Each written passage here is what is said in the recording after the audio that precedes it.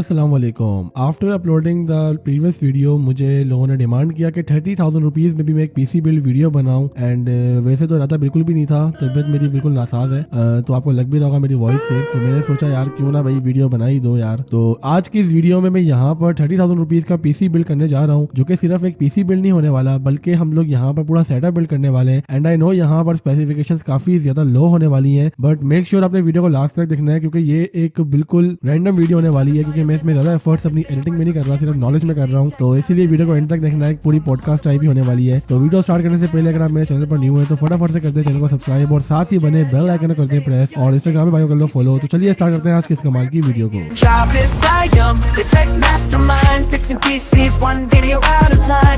अगर तो आप लोग मेरी पीसी बिल्ड वाली वीडियोस काफी टाइम से देख रहे हैं तो आपको ये बात जानते होंगे कि मैं यहाँ पर हमेशा कहता हूँ कि मॉनिटर आपने डिसेंट साइज का जो मार्केट से मिलता है 900p का वही बाय करना है, जो कि आपको अराउंड 5 to 6,000 रुपीज कॉस्ट कर लेता है। But this time I will not recommend you the same thing just because कि हमारे पास बजट कम है। तो मॉनिटर आपने कोशिश करनी है 3 से 4,000 तक का ही बाय करें, जो कि मार्केट में आपको अमूमन देखने को मिल जाते हैं। साइज का थोड़ा सा यहाँ पे कॉम्प्रोमाइज हो जाएगा, बट मेरे नजदीक मेन चीज ये है कि आप सिंपल कोई एलसीडी ही बाय कर लें, चाहे आप ओलेक्स से देखें मार्केट से जो कम प्राइस वाली हो, ताकि दीगर कंपोनेंट्स हमारे पास अच्छे आ जाए। अब बाद में इन चीजों को अपग्रेड कर सकते हैं जैसे जैसे आपके पास पैसे आए। तो अब बात करते हैं माउस एंड कीबोर्ड की। सो माउस आपने 500 रुपीज से कोई बाय कर लेना, और कीबोर्ड भी 500 रुपीज का कोई यूज में मार्केट में देखने को मिल जाते हैं। तो ये बड़ी डील नहीं है, इंशाल्लाह आने वाले वक्त में आप चीजें साथ साथ अपग्रेड कर सकते हैं, फिलहाल यूजेज के लिए बहुत है। अब यह बात करते हैं अपने सिंपल पीसी की। फॉर द पीसी मैं यहाँ प्रोसेसर यूज करने वाला हूँ Core i3 का 4th जनरेशन, जस्ट बिकॉज इसकी साइज क्या है मैं आगे जाकर आपको जरूर बताऊंगा। प्री बिल्ड पीसी की तरफ जाना है ताकि कॉस्टिंग कम से कम हो, तो ऑब्वियसली मदरबोर्ड पहले से लगा हुआ होगा और केसिंग पीसी के साथ ही होती है। 8GB आपने यहाँ पर रैम यूज करनी है एटलीस्ट, 500GB की अपने हार्ड ड्राइव, SSD आपने 128GB की पेयर करनी है और लाजमी पेयर करनी है। विदाउट SSD गुजारा नहीं होगा इस पीसी को लेकर। पावर सप्लाई वैसे तो प्री बिल्ड में साथ ही लगी होती है, बहुत कम वॉट की होती है। अगर तो इन फ्यूचर अपने ग्राफिक्स कार्ड चेंज करना पड़ेगा, जो कि लाजमी सी बात है, तो इसीलिए आप एक ही दफा 500 वॉट 80+ की पावर सप्लाई लगा दें, जो कि थोड़ी सी आपको और कॉस्ट कर लेगा, लेकिन एटलीस्ट आपके पास ये होगा कि आप बाद में जब ग्राफिक्स कार्ड अपग्रेड करेंगे तो डायरेक्ट आपने सिर्फ GPU अपग्रेड करना पड़ेगा, पावर सप्लाई का इशू नहीं आएगा। तो सिंपल पीसी आप यहाँ पे ले सकते हैं। एंड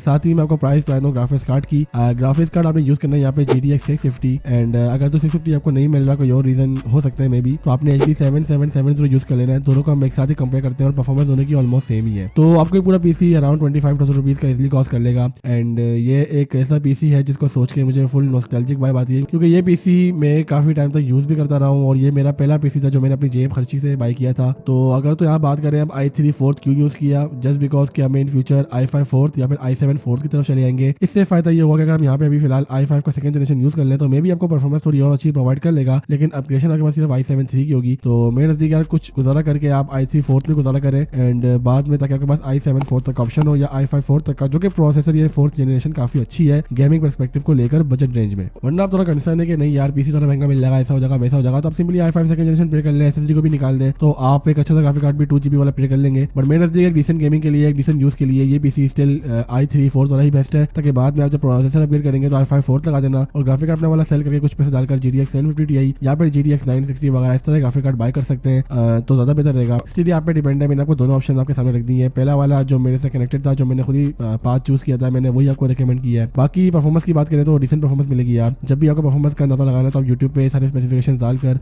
गैस ले सकते हैं, लेकिन मेरे नजदीक यार नॉर्मल किस्म की लो टू मिड सेटिंग्स पर गेमिंग आपको हो जाएगी इस पीसी पर, और जो आपके टास्क वगैरह वो हो जाएंगे। आप लोग खुद पता होगा कि आज के टाइम पे अगर बजट हमारा 1 लाख भी है तभी पीसी इतना खास नहीं देखने को मिलता जो कि बिल्कुल हाई एंड चीजें प्रोवाइड कर ले। तो आपने अगर 30,000 रुपीज जमा किए हैं या किसी से लिए हैं या अभी अम्बू ने दिए हैं, तो ऑब्वियसली आपको पता होगा कि आप इसमें क्या एंजॉय कर सकते हैं। तो वही मैंने आपको चीज बता दी है। बाय द वे यहाँ पर आप पीसी अगर बाय कर लें तो विंडोज आपने ओरिजिनल ही यूज करनी है। अगर तो आपके पास ओरिजिनल के पैसे नहीं है तो आप सिंपली यहाँ पर बेसिक विंडो ही इंस्टॉल करें। अगर आपने कंप्लीट जाना है इस टॉपिक को लेकर तो सामने आपके स्क्रीन में वीडियो दिख रही है, इसमें क्लिक करके जान सकते हैं।